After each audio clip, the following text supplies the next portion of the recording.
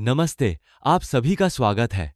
आपके अपने कहानियों के चैनल में सब्सक्राइब करें और बेल आइकॉन दबाएं ताकि आपको मेरे नए वीडियोस की नोटिफिकेशन मिलती रहे। दो बैलों की कथा। परिचय। दो बैलों की कथा पंडित श्रीलाल शुक्ल द्वारा लिखी गई एक अत्यंत प्रसिद्ध कहानी है जो हिंदी साहित्य में अपनी सादगी, गहराई और मानवीय संवेदनाओं के लिए जानी जाती है। यह कहानी दो बैलों, हीरा और मोती की है। लेकिन वास्तव में यह कहानी समाज में हो रहे शोषण, अन्याय, आत्मसम्मान और मित्रता की है।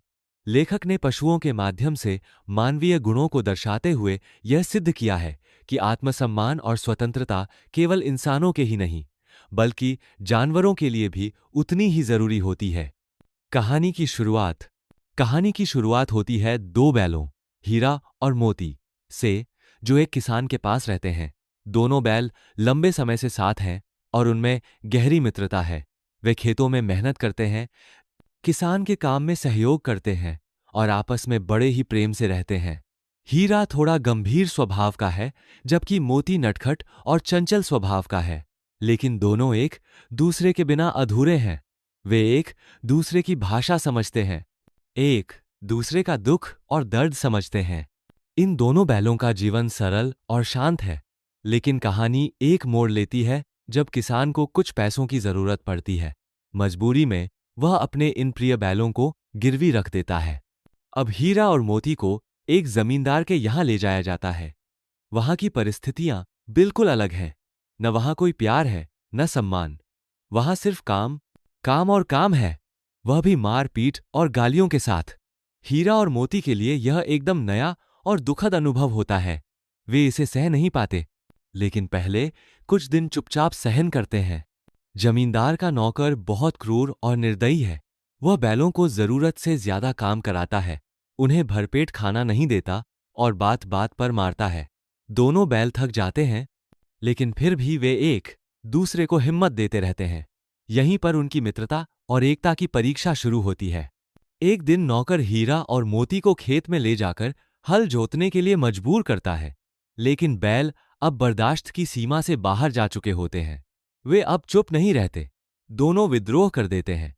वे हल खींचने से इनकार कर देते हैं और जमींदार के नौकर को खींचकर गिरा देते हैं।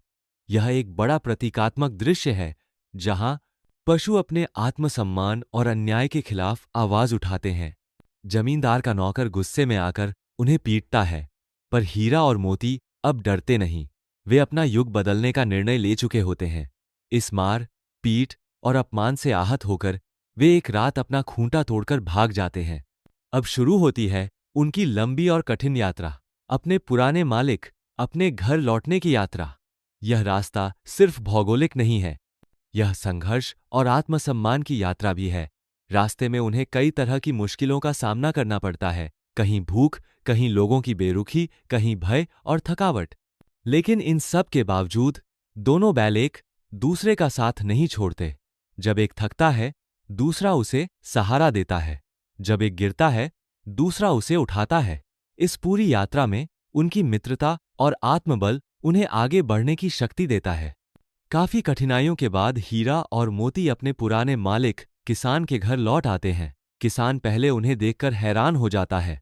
वह उन्हें डांटने की कोशिश करता है, लेकिन फिर जब उसे पता चलता है कि वे खुद इतने कठिन सफर को तय करके उसके पास लौट आए हैं, तो उसकी आंखों में आंसू आ जाते हैं।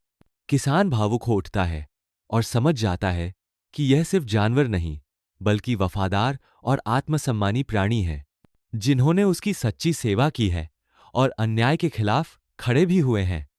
वह दोनों बैलों को गले लगा लेता है और फिर से उनके साथ वही पुराना प्रेम भरा रिश्ता बन जाता है।